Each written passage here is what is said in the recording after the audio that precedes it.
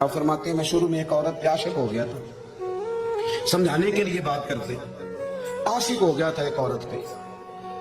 तो मैंने इशा की नमाज उसके मोहल्ले में जाके पढ़ी। चूंकि मेरा मजहबी घराने से ताल्लुक था, नमाज में पढ़ता था, तो इमाम साहब जो थे ना, ये दाता साहब ने लिखा है कश्फुल माजूर, इमाम साहब ने ना आयात जरा लंबी पढ़ी।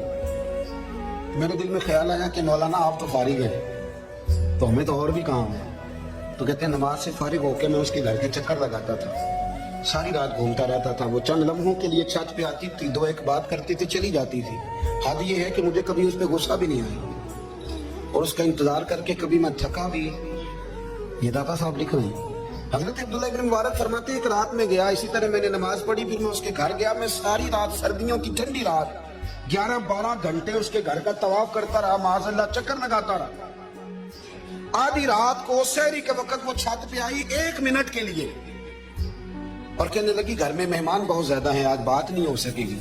हजरत अब्दुल्ला इब्न मुबारक फरमाते हैं कि मैं जब वापस लौटा तो ना मुझे उस पर गुस्सा था, ना मुझे थकावट थी, बल्कि मेरे दिल के अंदर उसके लिए मोहब्बत बढ़ रही थी। मैं कह रहा था कितनी अच्छी है बेचारी, इतने राश में भी और इतनी मजबूरी में भी 1 मिनट के लिए छत पे आई है, फिर भी मुझे उससे प्यार बढ़ रहा था।